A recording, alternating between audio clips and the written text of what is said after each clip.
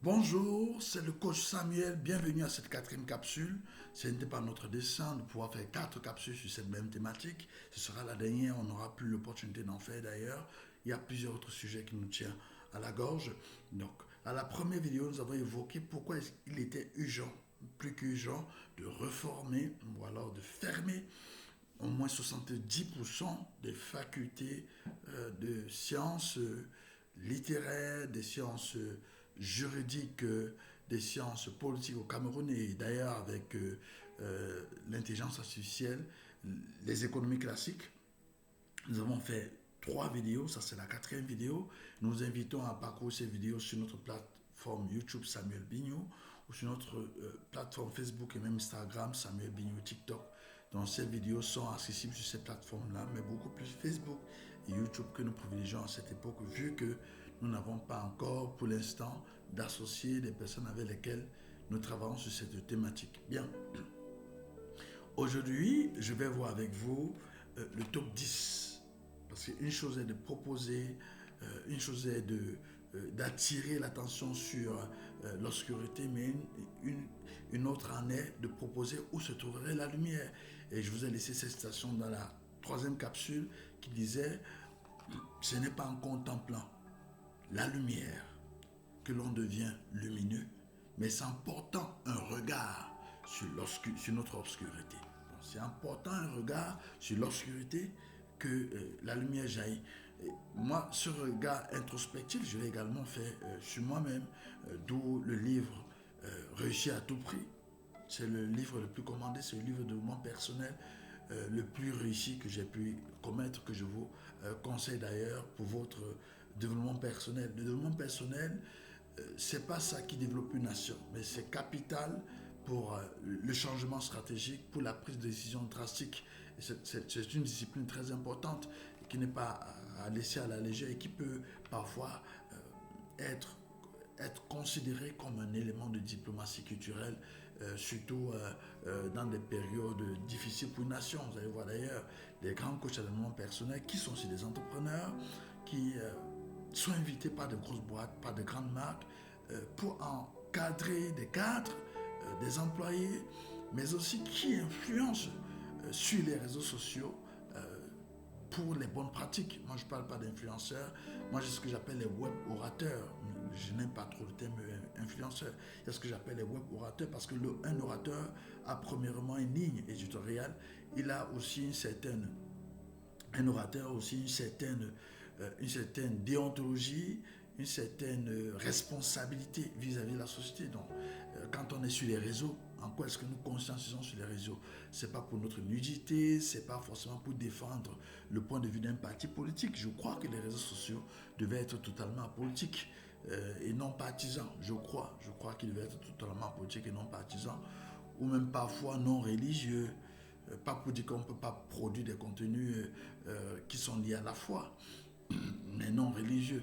Mais vous savez, c'est un domaine assez libre qui mérite aussi parfois d'être laissé à court. Bien, je vais terminer ici. Vous savez, l'introduction est parfois très complexe et je n'ai pas l'opportunité d'accélérer. J'ai identifié avec l'IA, Meta, vous pouvez taper Meta, ça c'est le formulaire blanc. J'ai identifié avec l'IA 10 secteurs d'activité qui pourraient être porteurs. Et on va voir à partir de cela, qu'est-ce que ceux qui sont dans les filières que j'ai mentionnées comme dans le top chômage peuvent faire pour rattraper le retard.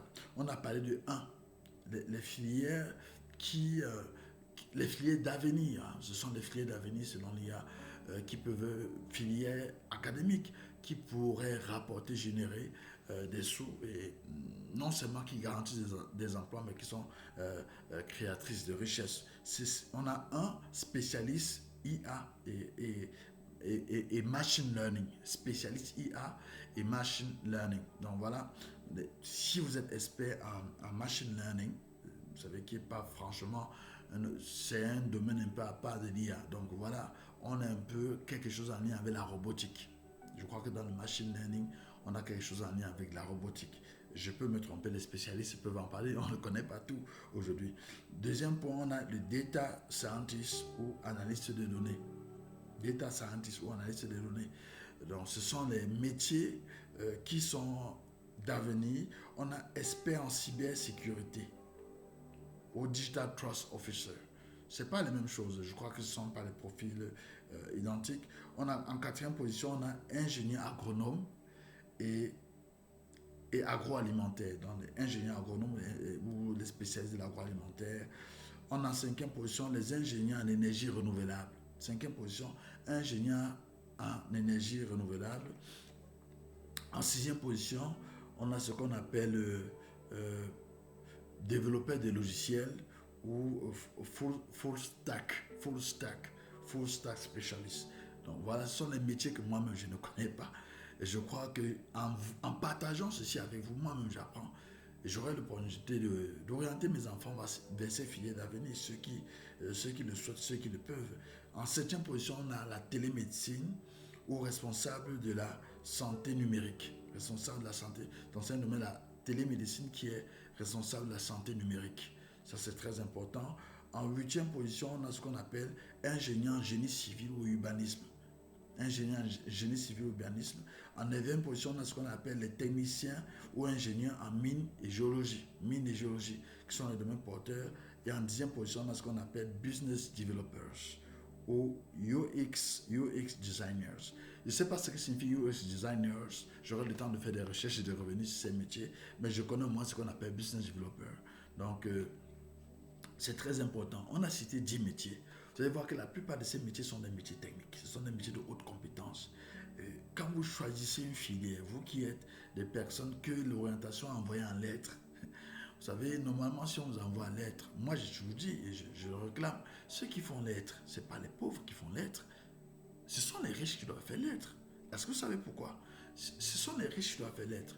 Parce que si dans une famille, on a des grands ingénieurs, on a des grands administrateurs, on a des grands hommes politiques, on a des grands entrepreneurs, des grands chefs d'entreprise, on a des grands médecins, on a des grands hommes de loi, on a des généraux d'armée, on a tout l'armada qui vient. Mais on se dit à un moment donné, il faut conserver notre patrimoine. Il faut conserver le patrimoine familial. Et qui le fait? Ce sont les gens de lettres. Lettres, c'est pour le patrimoine. Lettres tournent essentiellement au niveau de l'écrit. Il y a ce qu'on appelle le patrimoine matériel. Les géographes, qu'est-ce qu'ils vont faire? Ils vont prendre les mesures, n'est-ce pas? Les mesures du terrain et géolocaliser, c'est le patrimoine. C'est le patrimoine matériel. Les humanités, c'est pour le patrimoine. Donc vous allez, quand vous êtes issu d'une famille pauvre, vous n'avez pas de grands dans vos familles, vous allez en lettres, c'est pour faire quoi? C'est pour finir dans la pauvreté. Je ne vous montre pas, c'est pour finir dans la pauvreté. Les lettres, c'est pour les personnes nobles. C'est pour les personnes qui ont tout accompli. Ce n'est pas un diktat, ce n'est pas une parole biblique, hein? C'est un point de vue qui peut être contrarié d'ailleurs, mais c'est un point de vue pertinent. Parce que certaines personnes ne s'en rendent pas compte. Les lettres, c'est pour les personnes nobles. D'ailleurs, allez voir la plupart des personnes qui ont fait la musique, les arts, ces enfants de personnes riches, parlant de conservatoire, qui n'avaient rien à voir, qui ont fini de faire ce que les parents leur ont demandé de faire et qui sont allés dire, moi je préfère faire ma passion. Les lettres, c'est le métier de passion. Les lettres, c'est premièrement les métiers de passion. Non. Si vous êtes issu de familles pauvres, allez faire les métiers qui vont rendre votre famille riche. Je vous prends seulement le dernier, la business developers. Apprenez à faire l'entrepreneuriat. Apprenez à faire du commerce. Faites d'abord cela. Développez-le. Quand vous arrivez à l'université, même si vous avez fait un bac, même si vous avez eu un bac A, allez en faculté des sciences économiques de gestion. Mais la faculté des sciences économiques de gestion ne forme pas les entrepreneurs. Elles ne forment pas les entrepreneurs. Celle qui forme les entrepreneurs, c'est la faculté de la vie. Ça s'appelle la faculté de la vie, oui. C'est la faculté de la vie qui forme les entrepreneurs sur le terrain, dans les marchés, dans les hangars, aux champs, dans les plantations. C'est là-bas qu'on forme les entrepreneurs. Dans les huppes informatiques. Est-ce que vous comprenez? C'est là-bas qu'on forme les entrepreneurs. Ce n'est pas à l'université qu'on forme les entrepreneurs. D'ailleurs, montrez-moi une grande école qui est intitulée École des entrepreneurs, ça n'existe pas. L'entrepreneuriat, c'est celui-là, c'est dans la vie. C'est pour ça que la question du mentorat est très importante. Les personnes avec lesquelles vous travaillez, elles sont pour vous comme vos premiers mentors, vos premières universités. Vos mentors sont vos premières universités. D'ailleurs, si vous étudiez l'histoire de l'école, c'est Charlemagne qui a inventé l'école. Un jour, je reviendrai dessus, une capsule sur l'école. Je ferai une capsule peut-être un jour sur l'école. Donc ça, c'est très important. Maintenant, je vais vous proposer, pour ceux qui ont fait lettres, voici des métiers que vous pouvez embrasser à partir de maintenant. Spécialiste de l'intelligence artificielle et de machine learning. Vous n'avez pas besoin d'être un scientifique pour faire cette filière. Non, vous avez besoin seulement de vous mettre à jour. Deuxième filière qui peut vous intéresser, deuxième compétence peut vous intéresser, data scientist ou analyse des données. Oui, avec un ordinateur, vous prenez des cours en gestion, analyse des données, vous mettez à jour vos compétences en mathématiques, les algorithmes, etc., les formules qui sont accessibles sur les logiciels, parce que les logiciels calculent à votre place pour apprendre c'est quoi ici cette formule-là, c'est fini. Donc vous voyez que vous avez besoin de vous remettre à l'école. Une autre filière, ingénieur en énergie renouvelable. Oui, vous n'êtes pas obligé d'être un ingénieur, vous pouvez être un spécialiste. Même l'ingénieur, vous pouvez l'avoir. C'est seulement aller dans les ateliers, apprendre comment ça fonctionne. Puis, tandis que vous êtes dans les ateliers, vous inscrivez à l'université, vous faites énergie renouvelable. Vous pouvez en être ingénieur. Je prends une autre filière ici qui est très intéressante. Je l'ai mentionné, c'est Business Developers et UX Designers. Oui. Aujourd'hui, au niveau du graphic design, on n'a pas besoin d'être un littéraire. Le graphic design, on n'a pas besoin d'être un littéraire. Est-ce que vous comprenez? Donc ça, c'est très important. Une chose est de jeter, d'excer l'ombre, l'obscurité. Mais une autre est de dire où se trouve la lumière. Il y a même un métier ici que j'ai oublié, je ne l'ai pas coché. Ingénieur agronome et agroalimentaire, vous allez commencer en lettres. Ça vous coûte quoi d'aller en FASA? Allez vous renseigner en FASA. Je sais qu'ils font la FASA, il y a beaucoup parmi eux qui ont un bac A. Ils sont ingénieurs agronomes. Ah oui. Ils sont nombreux qui ont un bac A et sortent ingénieur agronome. Et s'il y a même une filière dans laquelle je vais encourager les gens à s'y investir, c'est ingénieur agronome. Mais pas en comptant sur l'État pour que l'État vous recrute. Vous avez la compétence que vous recevez à l'école et vous rentrez dans votre village. Ah oui, vous rentrez dans votre village, mettre en pratique ce que vous avez vu à l'université. Mon modèle éducatif n'est malheureusement pas ce que l'école vous propose, ce que le système éducatif actuel vous propose. C'est tout un autre modèle, c'est tout autre, toute une autre vision. Je suis un paysan là-bas, je suis un homme de campagne. Pour ceux qui me connaissent savent que je n'aime pas trop la ville, j'aime vivre en reclus, loin de la ville, mais je dois avoir toujours accès à la ville.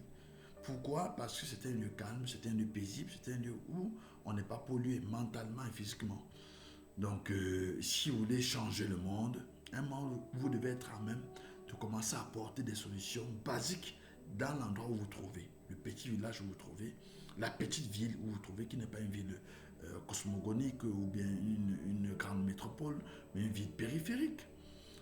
Quand vous rencontrez des jeunes, vous leur demandez qu'est-ce que vous avez comme projet, qu'est-ce que vous avez déjà fait pour votre quartier, ils ne vous répondent pas. Qu'est-ce que vous avez déjà fait pour votre université, ils ne vous répondent pas. Qu'est-ce que vous avez déjà fait pour votre école primaire, rien. Vous voyez? Donc, je pense que le changement doit survenir à partir de ce type de questions. Je remercie le docteur Pofo Kamouni qui avait dit à une de nos rencontres, l'éducation par le questionnement. C'est ça sa philosophie. L'éducation par le questionnement. C'est ça qu'il faut faire. Et moi, je suis intéressé par exemple par l'énergie solaire. D'autres formes d'énergie. Au Cameroun, on a un problème d'accès à l'énergie. L'État fait beaucoup d'efforts. Je suis très content de ce que l'État a racheté les néos. Mais on a des sérieux problèmes.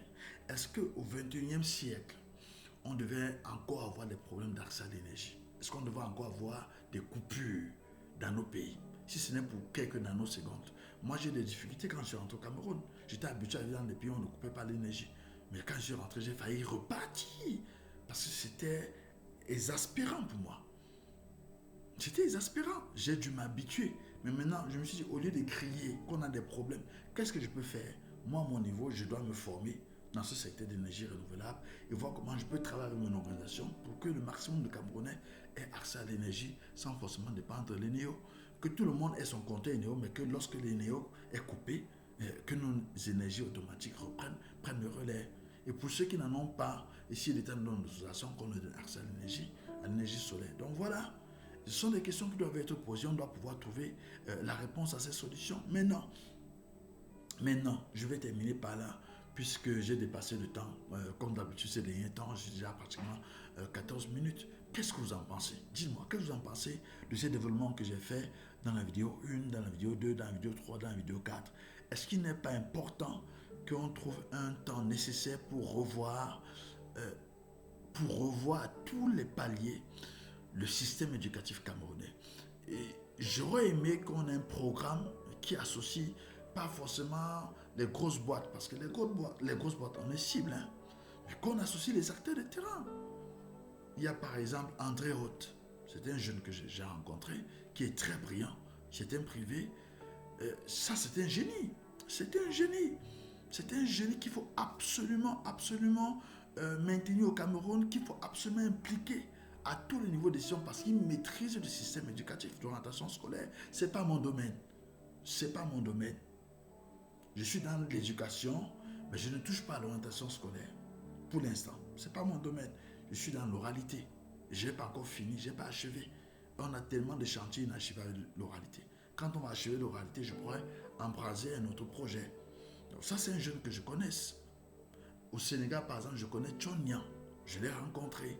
Et ce qui m'a marqué dans le parcours de Chon Niang m'a dit, j'étais avec mon ami Abaka Sidik Mokhtar Traoré du Mali, Chon Niang nous a dit qu'il quittait son bureau tous les matins à 4 h et que de 9 h, il était au bureau.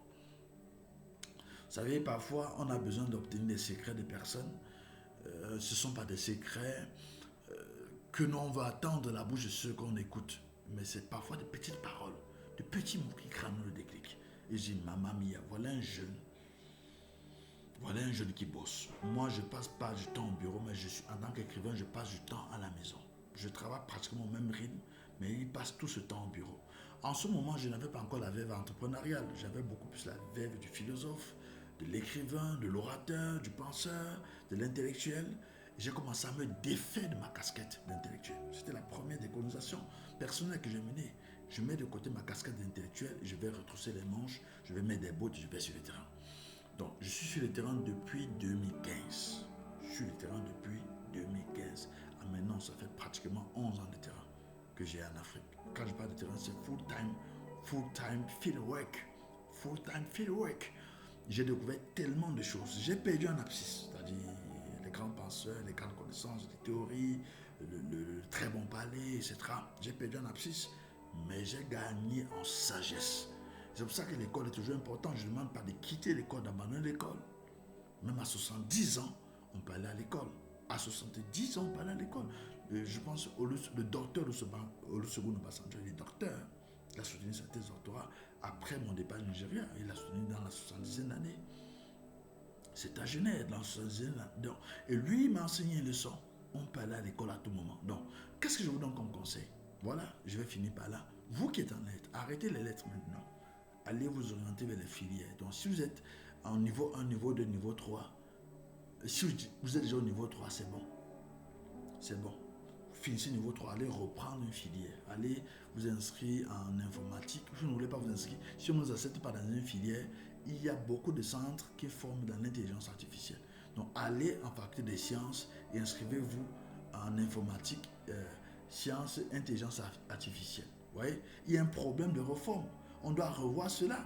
Ce n'est pas uniquement ces facultés des lettres qui doivent être fermées, mais on doit reformer l'accès aux facultés des sciences.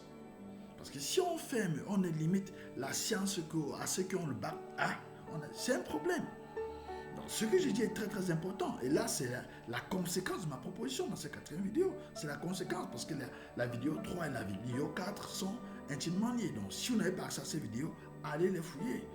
Allez les fouiller. J'ai fait 4, ça c'est la 4e capsule vidéo. On doit revoir les procédés d'accès à ces facultés-là. Ces facultés scientifiques pour les non-scientifiques.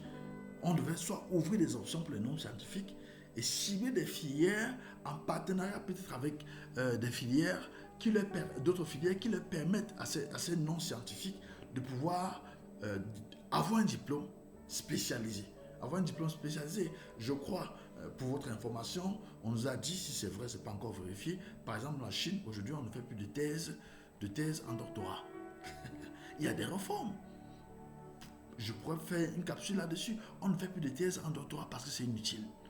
Parce qu'il y a ce qu'on appelle un protreptyque, je l'ai évoqué, qui est indéniable. Il y a un bouleversement radical sans précédent des connaissances, des acquisitions de savoir et des pratiques cognitives. Il y a un protreptyque. Donc, si vous restez, vous attendez que le bon Dieu vienne vous aider, il ne viendra pas vous aider. Vous pouvez compter sur moi. Il ne viendra pas vous aider. Il est temps de se réveiller.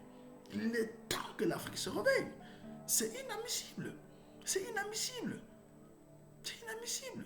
Donc, ça, c'est la conséquence. Il y aura des bouleversements. Donc, ces filières scientifiques, ces filières hermétiques, on devrait ouvrir des passerelles pour ceux qui sont, en général, on dit que ceux qui sont à l'aise étaient les étudiants les plus faibles. C'est vrai, c'est pas vrai. Moi, je suis allé en lettres, mais je répétais ma sœur aînée en mathématiques. Les mathématiques, pour moi, étaient ma bête noire au premier cycle, au collège et lycée. Mais quand j'ai regretté, j'aurais préféré qu'on me laisse en sciences naturelles. J'aime bien les sciences naturelles. J'aurais très bien compris la chimie. Par exemple, la chimie aurait été une filière qui m'aurait énormément intéressé, même la biologie. Donc, juste, est-ce qu'on va se baser sur les performances académiques pour rentrer un enfant? Non. Je pense que la passion, l'énergie de l'enfant devrait être les premiers éléments, encore que à notre époque, nos parents ne connaissaient rien de l'avenir. Nos parents n'avaient pas fait l'université. Donc, avocature, prêtrise, peut-être parce que je parlais beaucoup. On a vu que je vais être un journaliste. Ils ont vu ça, moi, je parlais beaucoup. Je vais être un journaliste, avocature, parce que j'avais la capacité à me défendre. Je pouvais être un avocat. Prêtrise, parce que j'étais un enfant à la maison, parmi mes frères. Donc, vous voyez, qu'en est-il de la compétence? J'avais des compétences en SVT sur les matières où j'avais toujours au minimum 18, 17 sur 20. J'avais parfois 20 sur 20 en SVT. Qu'est-ce qu'on a fait de cela? Donc, vous voyez, c'est dommage. Par contre, en mathématiques, j'avais des problèmes. En technologie, j'avais des problèmes. Vous allez voir même la qualité de mes vidéos. J'ai des difficultés dans ce domaine jusqu'à présent. Pourtant, je dois faire face à ce défi. Si le problème avait été identifié et avait été résolu, je ne serais pas en lettres aujourd'hui. Mais ça n'aurait pas empêché que je sois un écrivain. Et je serais peut-être même un excellent, un meilleur écrivain qu'actuellement. Donc, il y a de véritables problèmes. Il y a de véritables problèmes. C'est la dernière capsule que je fais sur cette urgence-là. J'aurai peut-être un sujet sur l'école, un autre sujet sur l'orientation scolaire. Ce sont des sujets et je vais essayer de les faire en respectant le temps. Donc, je vous donne un rendez-vous pour une prochaine capsule un autre jour. Cette semaine, je suis très très occupé. Je n'aurai pas le temps de faire des capsules parce que ça prend également du temps pour les mettre en ligne. J'ai des échéances très, très longues. Mais si j'avais à mes côtés un jeune qui m'assistait, j'aurais produit, il aurait fait la mise en ligne, le traitement et la mise en ligne. Donc, je lance aussi un appel à des jeunes. Si vous n'avez pas de diplôme, vous souhaiterez travailler dans le secteur des médias, du montage audiovisuel, du e-commerce, du marketing digital, vous souhaitez travailler avec moi, rejoindre mon équipe, n'hésitez pas à me laisser un message et je vous contacterai pour une collaboration. Rendez-vous un prochain jour pour une nouvelle capsule. C'était votre coach, le coach Samuel Bignon. À très bientôt.